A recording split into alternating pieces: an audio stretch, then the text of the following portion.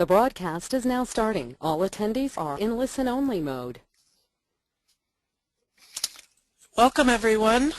This is Nancy Koroloff. I'm the Director of Research for the Pathways Research and Training Center. We are research and training, our full title is the Research and Training Center on Pathways to Positive Futures, and we are a center focused on the study of and dissemination of information in support of young adults with serious mental health challenges. We're very pleased to sponsor this webinar today. The title is Youth Advocate to Advocate for Youth, the Next Transition. We are sponsoring this in collaboration with Youth Move National and the TA Network. We have two presenters today, Lacey Burke, who is the Executive Director of Youth Move National, and Joanna Bergen, who is the Director of Member Services for Youth Move National. And we're very privileged to have them here today to present on this topic. I'll turn it over to the presenters. Great, thank you, Nancy. We're really excited to be here today. We're going to do a brief introduction of ourselves and then go into the guide. So as she said, I am Lacey Kendrick Burke. I'm with Youth Move National, and I come to this work from starting out as a youth advocate in the field, as you can see in the title, and learning that the transitions can be a tumultuous time anyway, but the transition from going to youth advocate to an advocate for youth has been no different. So we really felt, and several of my colleagues felt it appropriate to put this in a guide based on what we've learned kind of the hard way, and to be able to help others to not have to learn so hard. So we're going to introduce ourselves and go over some of the objectives, and then get into the presentation. So I was an alumna of foster care. I went in at 15, and I spent 6 years in the Missouri state system, and started advocating and learning that my voice made a difference in my case plan and my siblings' plan. And so that's really where I got started in advocacy and making sure that we got our needs met in the system, and then learned that my voice could make a difference elsewhere. And so started joining local advisory boards and state level advisory boards, and then throughout that process realizing that my mental health needs really had gone unmet in the foster care system. And so then I started learning about my personal mental health needs, and then learned that, again, my experience could be useful to others who have experienced similar things. So I've been an advocate for 12 years now, and I'm going to have Johanna introduce herself. Hello, welcome. I'm glad everyone is able to join us today. I am Johanna Bergen, and I currently serve as the Director of Member Services for Youth Move National. Every day I get to support grassroots work of young people sharing their stories to create positive change.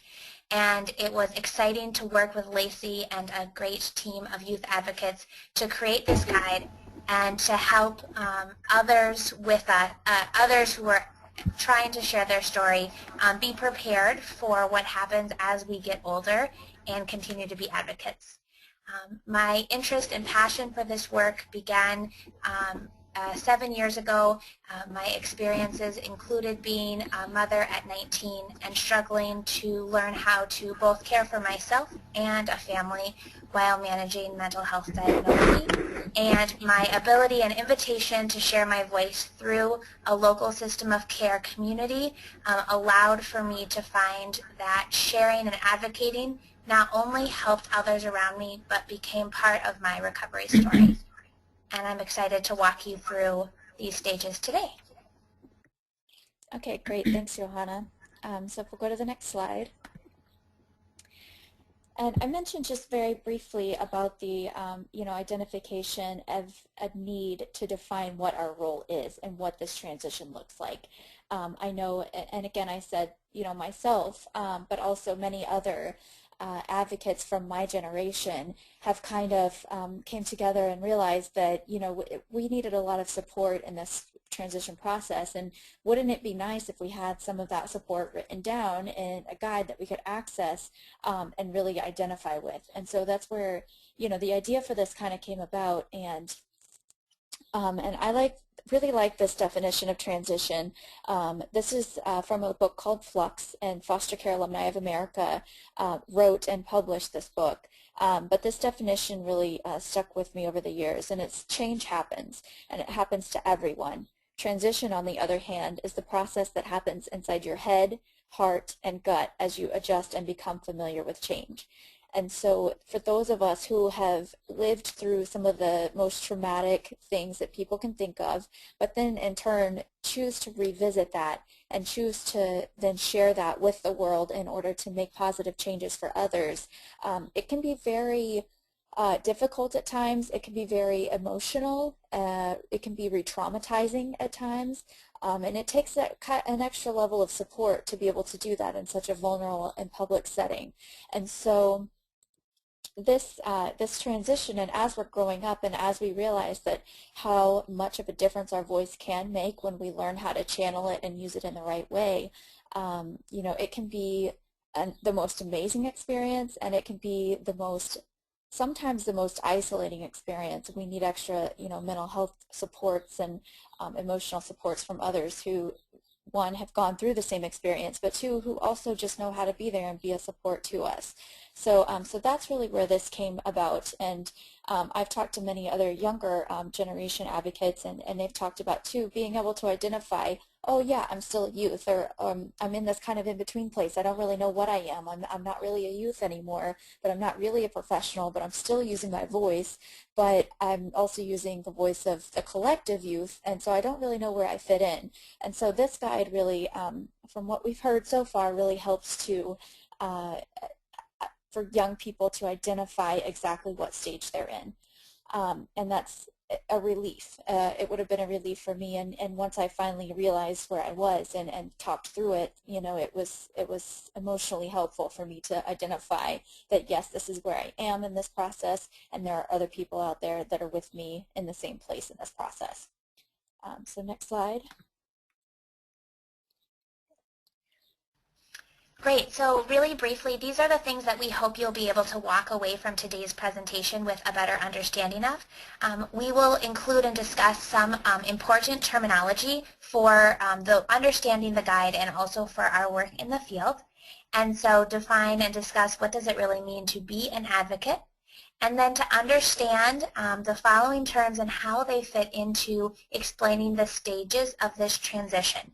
And those include youth advocate, advocate for youth, and supportive adult. Throughout the presentation, we hope that you can be thinking about which stage most reflects your current role. And at the end of this presentation, or after taking a look at the guide, you'd be able to identify which stage you are currently in. And we'd also like to introduce the idea of supporting the transition from youth advocate to advocate for youth as a key sustainability concept within sustaining the youth voice.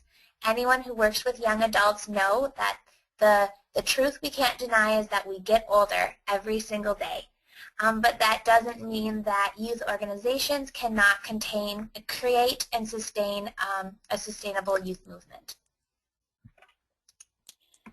Okay, thanks, Johanna. So just to make sure that we're all on the same page for this webinar, and one thing that we've been working on from Youth Move is developing language around all of our work that we do with young people transitioning, you know, from systems or just in the transition process into successful adulthood, you know, whatever that might look like. And so if we go to the next slide, we'll see that we have some definitions that we've developed, not only for this guide, but that we hope people will be using in their practice and in their work every day.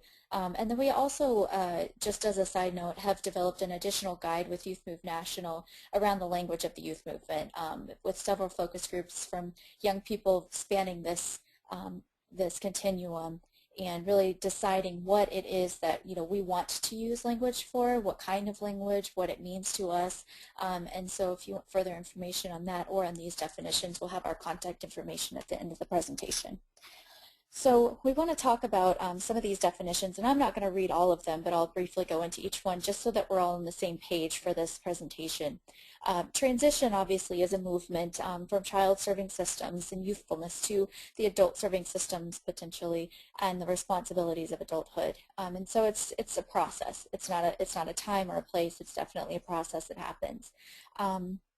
Youth advocate is, we identify all these stages, and so we start as a youth, and that's, probably under 18, but it doesn't have to be, and that's really somebody who's really living this experience. A youth advocate is someone who is typically between the ages of 15 to 25, and those are by no means, cut and dry. It's very fluid, those ages, but that's typically what we see young people identify as, and who utilize their lived experience to educate, inform, motivate, and inspire others in order to create positive systems change. And so these are just young people who realize their voice can make a difference, and they're starting to use it. An advocate for youth, however, is a little bit later along that continuum, typically between the ages of 25 to 35.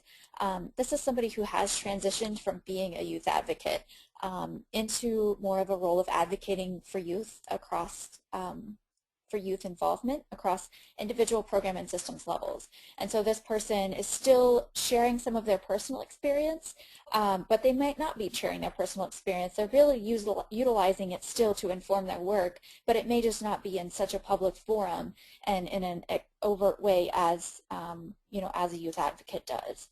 And then a supportive adult is an adult ally who supports young people in utilizing their voice in systems change. And this may or may not be somebody who has ever been a youth advocate or an advocate for youth. This might be just somebody who really is passionate and gets, young people and wants to support them. And so they may or may not have ever had lived experience. And lived experience is what we define as past participation in human-serving systems receiving services such as child, youth, or young adult, including but not limited to mental health, child welfare, juvenile justice, special education, or currently or formerly living with a mental health or substance abuse diagnosis. And so we had talked about, when we talk about lived experience, we're just, talking about the things that we've gone through that help to inform our work and what we do to make positive changes. Youth voice is the engagement or representation and application of lived experience of young people in program and systems development and implementation. And then Generation Next is something that we've been working on and wanting to really further develop here at Youth Move, but that's just the concept that in order to sustain any youth movement, as youth advocates transition into advocates for youth, it's essential that there is continuous engagement of the next generation. Some of the key concepts in Generation Next when we talk about this are shared events and experiences, mentorship, leadership development, and modeling youth-adult partnerships. And really the idea of this came about because as my generation of youth advocates kind of did our work and learned our skills and shared our stories to make these positive changes and make sure that youth voice was heard at all levels. Sometimes we did a good job and sometimes not so good of a job of reaching back to the next generation to make sure that they learned the history of what we've done and that they were supported in ways that we may or may not have been supported, and things that we knew helped us, made sure that they had access to those without having to fight for it or to learn the hard way. So hopefully this guide will really serve as a good resource for that concept. So I'm going to turn it back over to Johanna to talk about the first few stages. Awesome. Thank you, Lacey. So I'm going to spend the next few minutes discussing the first few stages of this transition. And as we go through these stages again, you can be thinking about which stage speaks to your current reality, and also if you are a supportive adult, thinking about how you can support young adults who are in these current stages. Stage 1 is knowing, owning, and sharing my story. And we have started this off with stage 1 as youth advocates, and we understand that at this moment in time, youth advocates would be able to self-advocate. They would be able to ask for the things that they need and be practicing those self-advocacy skills on a daily, regular basis. in that process of becoming a self-advocate, they would have ownership of their story, an understanding of where they came from and why their story was important. And they may be in the beginning stages of sharing their stories with other people. So taking a step into the world beyond self-advocacy. At this time, we think that it is very, very important, and our experience has showed us that it is important in this stage to have a supportive adult and or a mentorship relationship with an advocate for youth at this time. As we begin to share our stories publicly, we can have reoccurring or traumatic experiences as we share, and that support network that we have is vital. And it's also during this stage that a youth advocate might begin to understand that it's not always appropriate or won't cause the most effective change by sharing all of our stories. But we might understand that there are different parts of our stories that speak to different systems and services. So we're starting to understand what happens after we've learned how to care for ourselves and to advocate for our needs, but to understand that there is a next stage. During this stage, we have identified several resources that might be of help if you are supporting youth advocates in this stage, or if you are a youth advocate in stage 1. Those include a variety of strategic sharing resources, and it is very important to think about our stories and think about how we're sharing them and who we're sharing them with and why are we sharing them. We also reference here on the slide, and later you'll be able to have access through the guide to these resources, to the trauma-informed method of engagement, or TIME. And as you look at these tools and resources we have, you'll realize that they are building a safety net around our youth advocates and helping them understand from the very beginning how to share your story in a healthy manner and in a manner that can provoke and cause the change that we're looking for.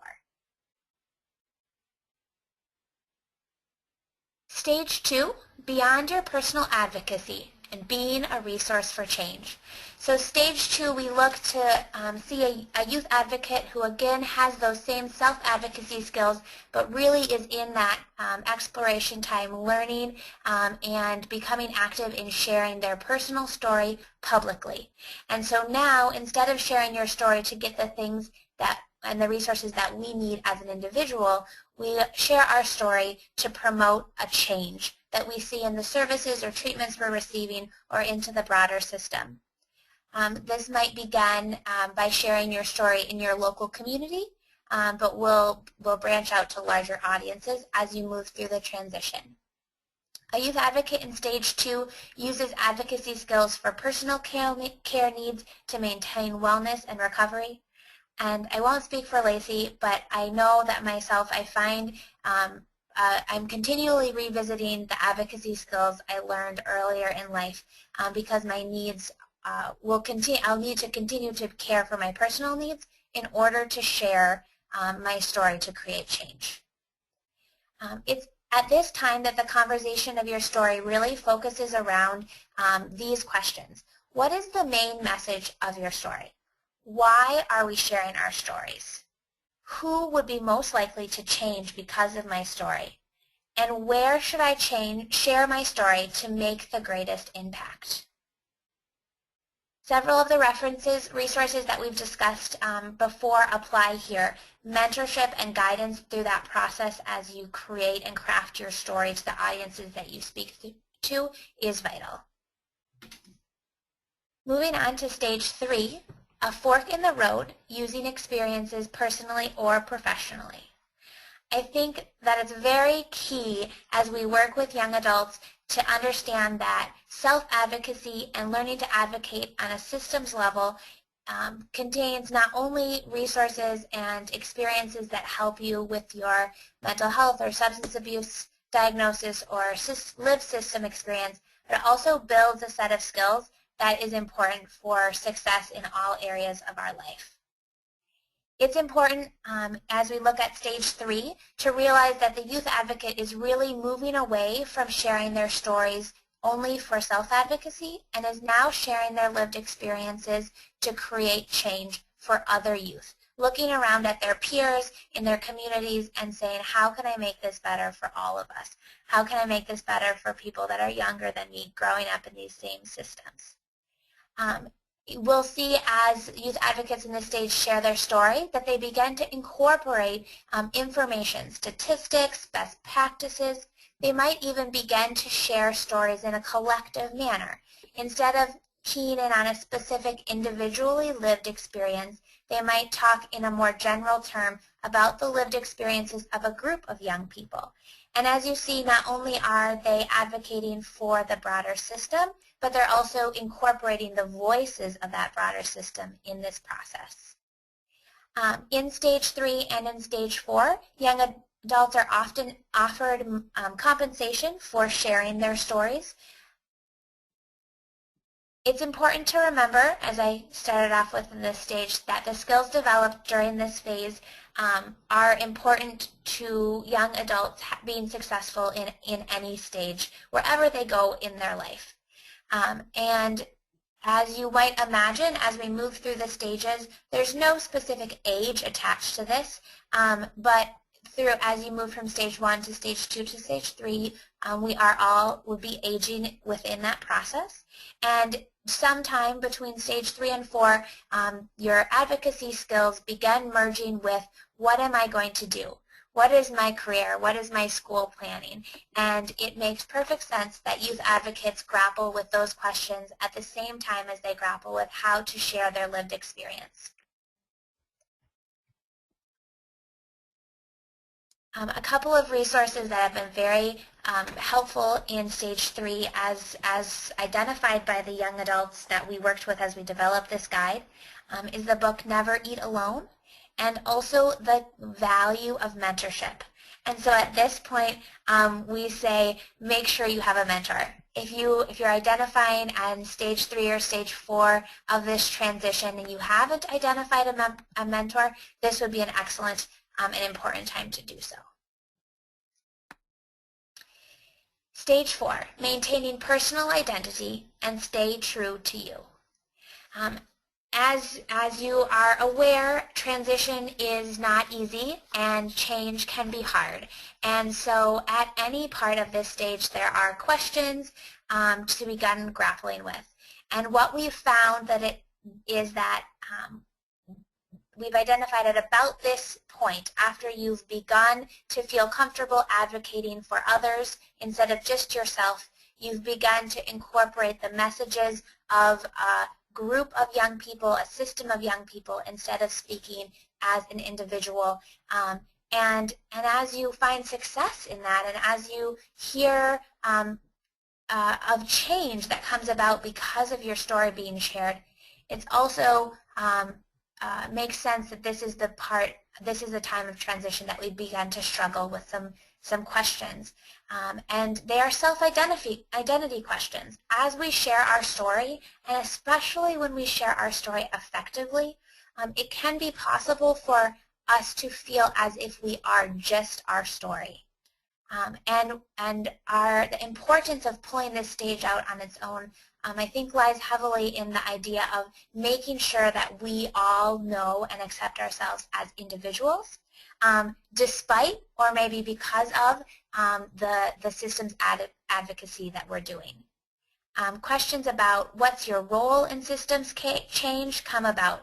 Should I do more? How important is this? How vital is my work? And some youth advocates will find that they feel that it's very, very important to continue with the advocacy.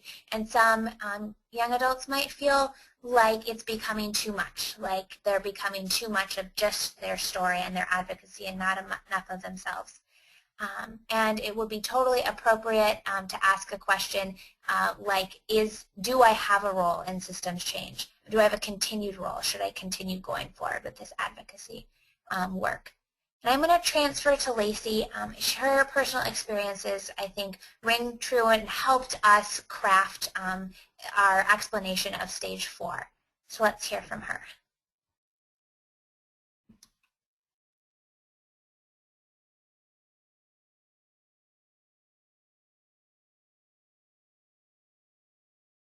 I think we'll check mics here before we hear from Lacey.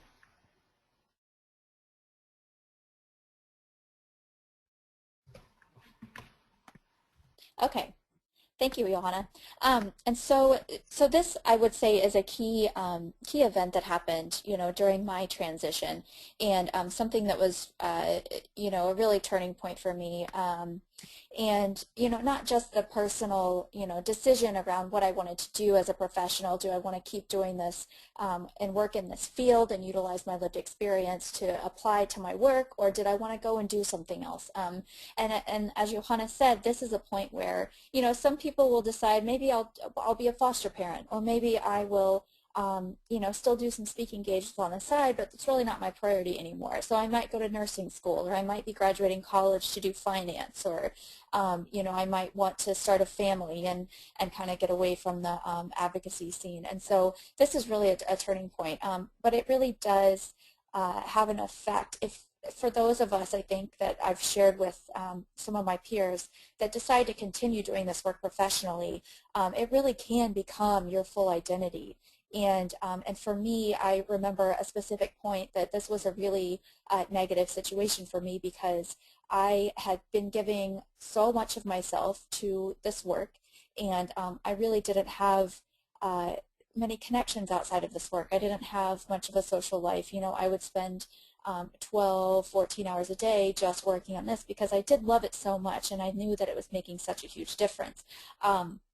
But I remember this point where, I hadn't been taking care of myself. I hadn't been taking care of my mental health. I hadn't been taking care of, making sure that I had a support network and social connections outside of this, or hobbies, or, anything outside of this. I was my work. I was my story, and I was, everything that went into applying my story to making positive changes in systems. And so it got to the point where I actually felt so isolated and so disconnected from other people that I started thinking it would be so much easier if I just wasn't here anymore. And that was a huge turning point for me, a huge wake-up call that that as much as I love this work, and as many positive changes as I'm making, and as many differences as I'm making, I still needed to have myself outside of being a foster kid or outside of being an advocate. And so it was at that point that I finally did start seeking out additional supports outside of my field, and I started developing my own hobbies and started, working on my mental health things that I needed to address. Because sometimes we as young people, and this is something important for the supportive adults to know also, is that we as young people do get some therapeutic benefit out of sharing our story, and it can be cathartic, and it can be really useful to us in sharing our stories, but we also need that follow-up, and we need that support after to be able to debrief and process that and make it useful to ourselves.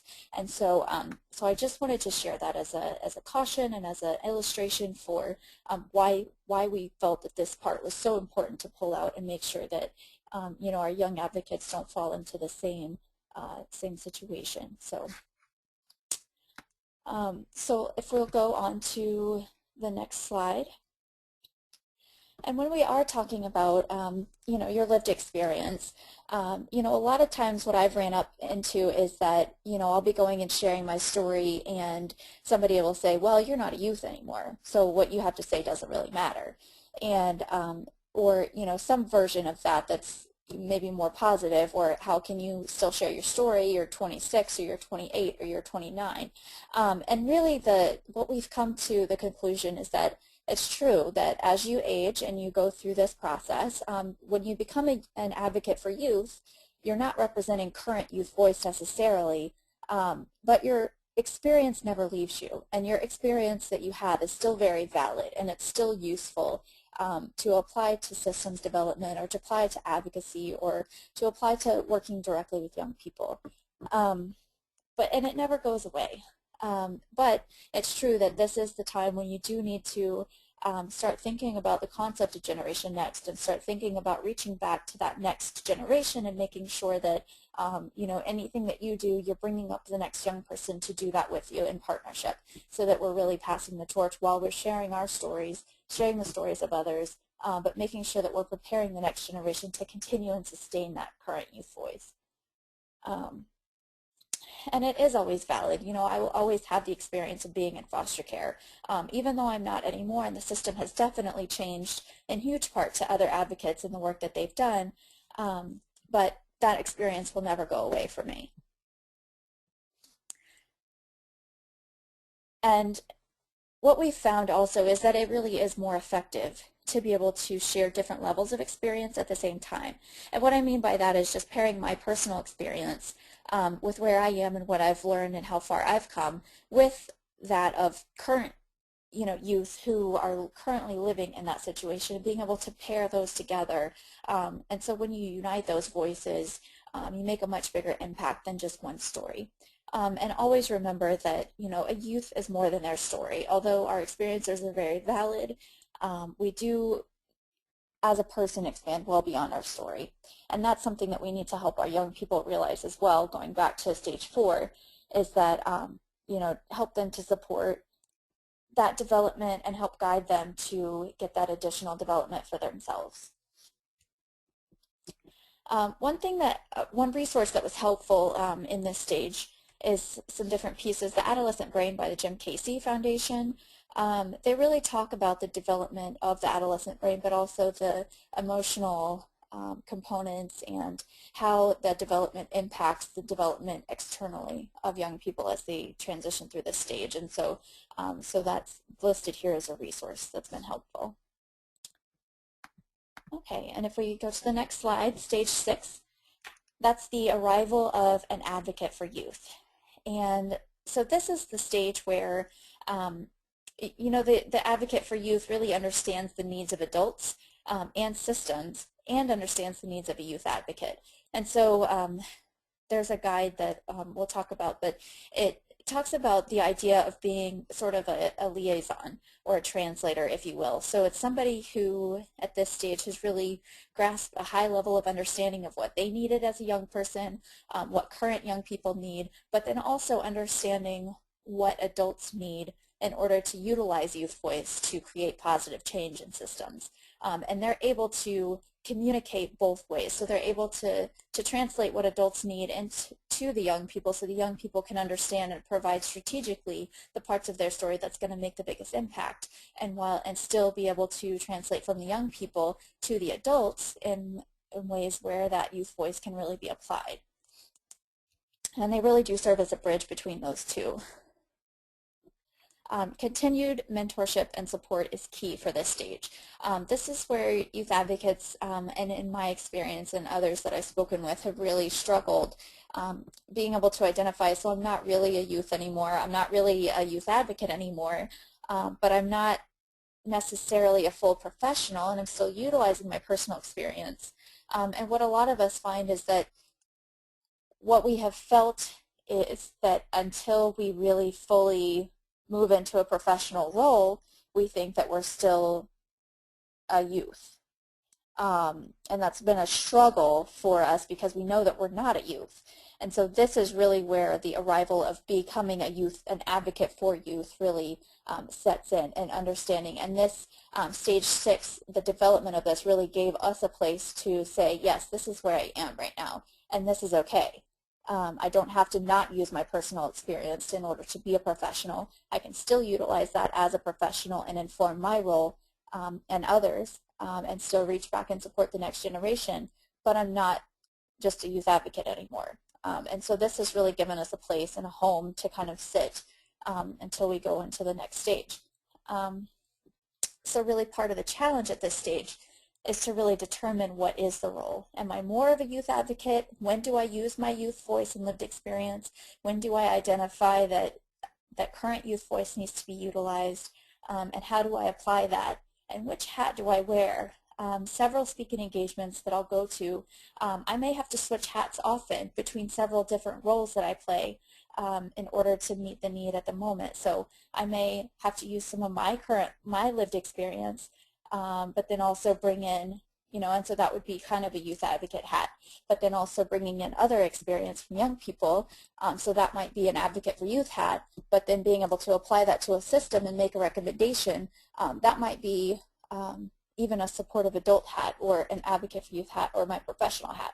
So it's very important that we have support around how to determine what skill sets and what roles we're playing in this stage. And again, hitting on that concept of Generation Next, making sure that we are reaching back to that next generation and supporting them to determine those roles and what's needed in that situation as well. And then, so I would say currently, I just turned 30 in December, and so that until that happened, I had really felt that I was still in somewhat of a youth advocate, somewhat of an advocate for youth role. And now I feel that I'm very clearly in to more of an advocate for youth role and really just, using my connections and partnerships and roles to make sure that we're including the next generation of youth advocates to apply their youth voice to what we're doing. And we'll talk about the next stage next, if you can go to the next slide. And that leads to the final stage that we talk about, which I don't feel I'm totally there yet, about becoming a supportive adult. And at this stage, this is really somebody who offers themselves as a resource to youth advocates or advocates for youth, very often in a mentor role or a supportive youth role. And they may or may not have lived experience again. Some of my mentors had lived experience, whether it's substance abuse or mental health or whether it was in the system. And some of them have just really loved this work and really loved working with young people, and they're good at it, and they were able to offer, insights and expertise that that were really valuable to me, that didn't have anything to do with their lived experience in a system. They must be able to maintain confidentiality, have respect for young people, allow a space for young people to share and without judgment, and really open up that space for young people to open up and to really share how they're doing and not just a simple fine, and have a really legit connection and be real.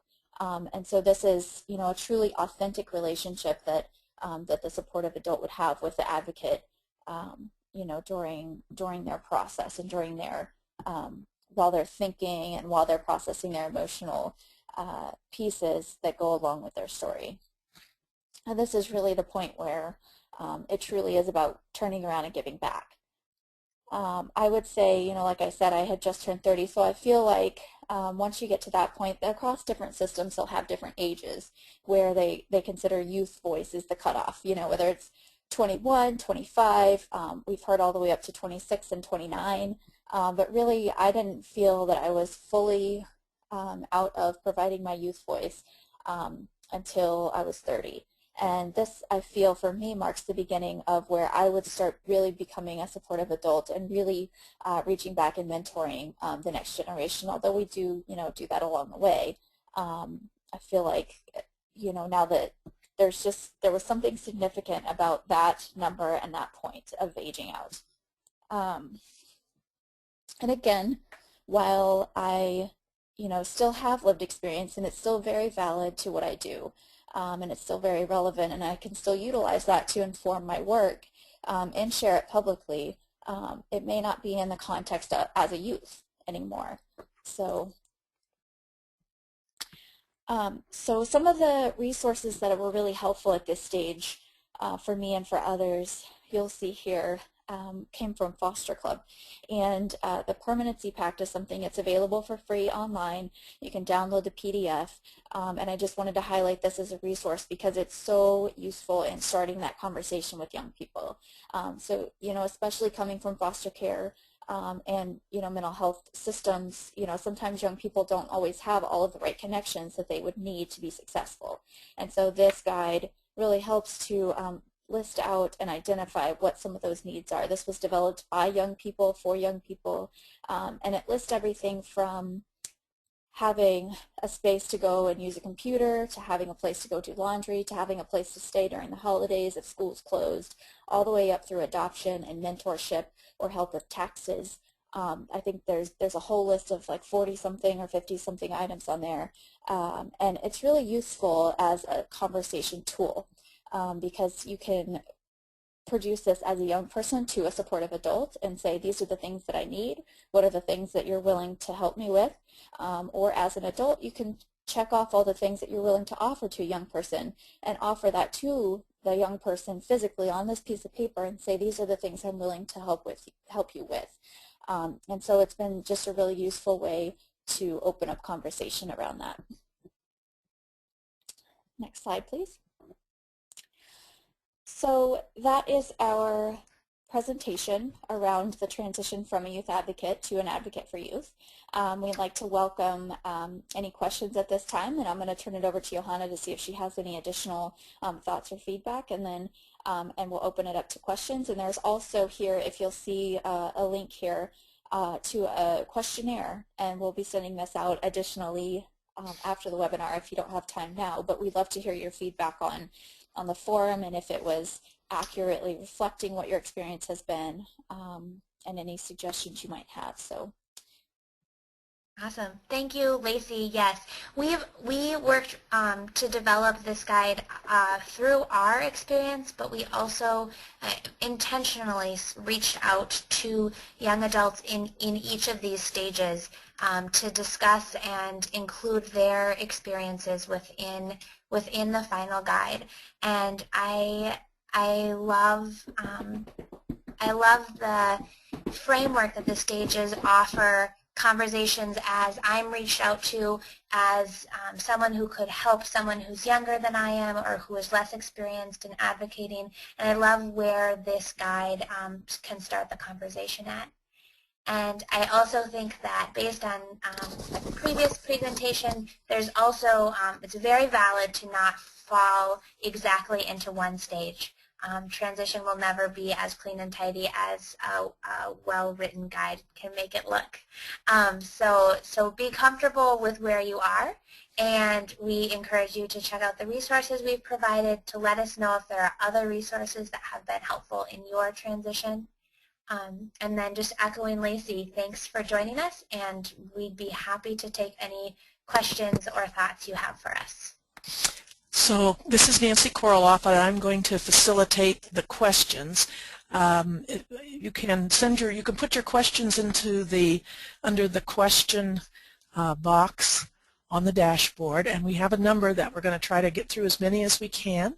So the first question is, what if a person's role is to be an advocate for youth, but they're still in the age range to be a youth advocate? In other words, people might expect them to be a youth advocate. Do you have any advice?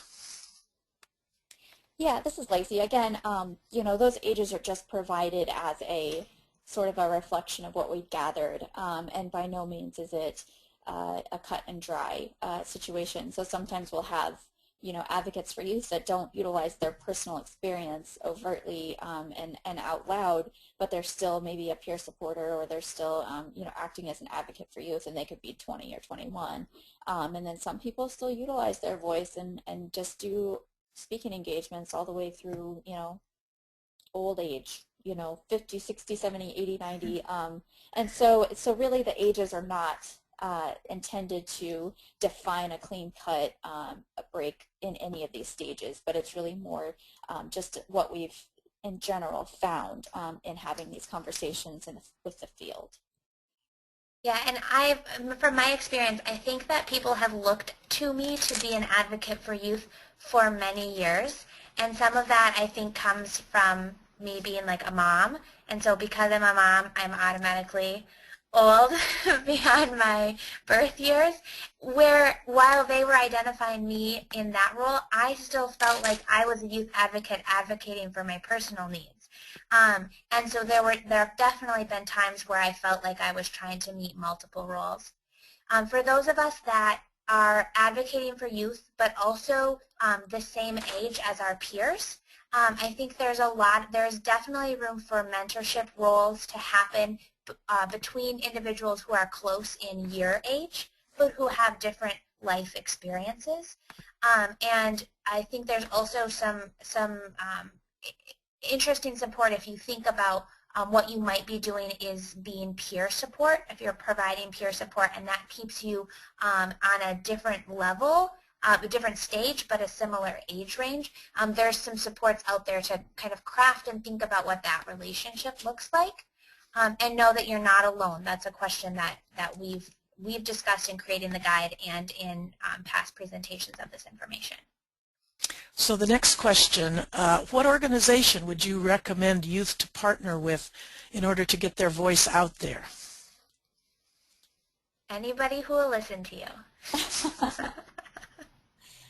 No, that's a great question. I mean, obviously Youth Move National works to represent youth voice across systems at a national level, but then also to help support our local chapters and our youth at local levels to utilize their voice. But there are so many other ones out there who also do the same thing, maybe for a different system or maybe for a different focus. And so gosh, and it really depends. I would like to, talk more specifically. Definitely send us an email about what your focus is and what you want to do, and we can help connect you with those organizations as well. Okay, the next, here's another question. How do you feel youth advocates and advocates for youth can support the emerging field of peer advisors or peer advocates, the role that's being created in so many different systems now? Mm-hmm.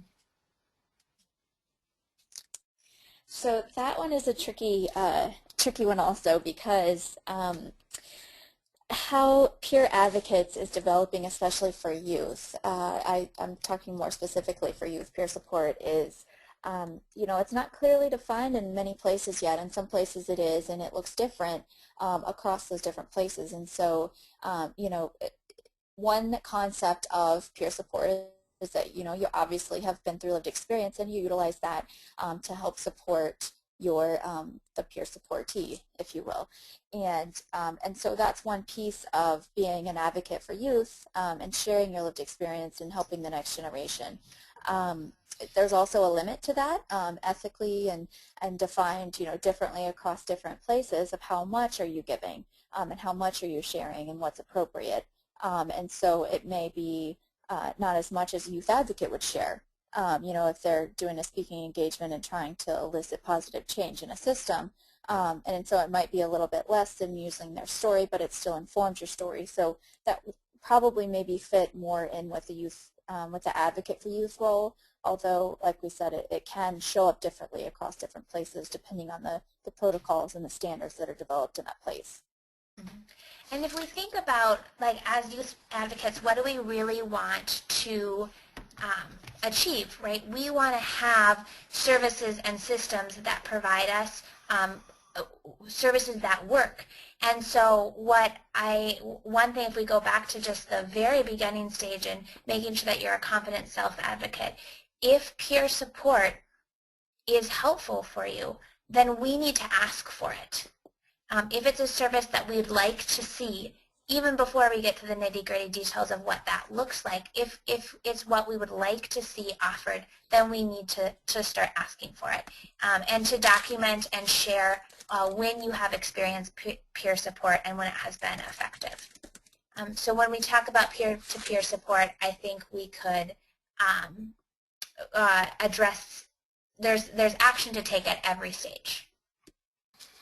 So we have many good questions. I think we'll take one or two more. Here's, can you speak, or can either of you speak to specific strategies or behaviors of supportive adults that most positively impact youth advocates? Definitely. This is Lacey, and I can say that probably one of the most amazing things that people have done for me along the way, my mentors and directors and such, is really to provide a space to listen. I know that, after my meetings and after I would learn new things and after I would share and after I would have these big youth advisory board meetings, there was always somebody there to help listen and to debrief with me what that was, whether it was an emotional thing that came up as a result of a speaking engagement, or whether it was me asking 50 million questions around what's appropriate here, what's appropriate there, how should a professional be, was this okay, was that okay, did I do that right? And I don't know how or where they found the patience to be able to do that for me for so many years, but they did. And that, I think, is one of the things that's been the most helpful for me.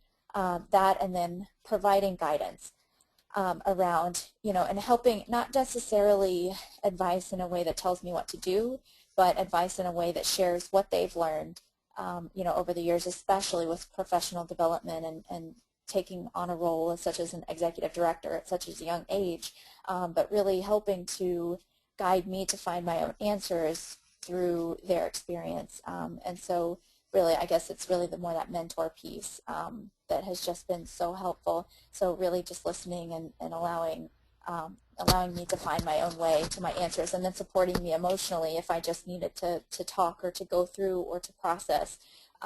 Just really being there, I think, is probably the biggest thing. Joanna, is there anything you want to add to that? And I'd echo a similar message. The relationships that I've had with supportive adults who understood that I wouldn't be able to effectively advocate if I wasn't in a safe space. And so both providing that support kind of before an engagement or after an engagement, but really that being that my mentors would think about the opportunities that they offered me and not invite me into an environment that I wasn't ready to engage at.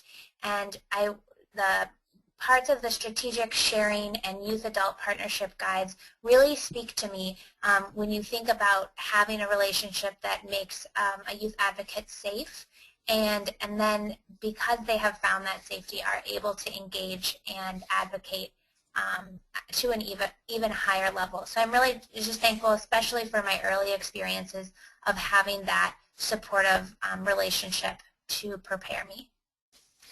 Well, thanks to everyone for the excellent questions. If your question didn't get answered, you can always email Lacey or Johanna at the email that's on your screen. There will be the slides and a recording from this webinar will be available on the Pathways website, which is the last URL there on your screen. We want to thank Lacey and Johanna for a wonderful webinar, a great topic, really important, and we really appreciate you taking it on. And I think the webinar is now over.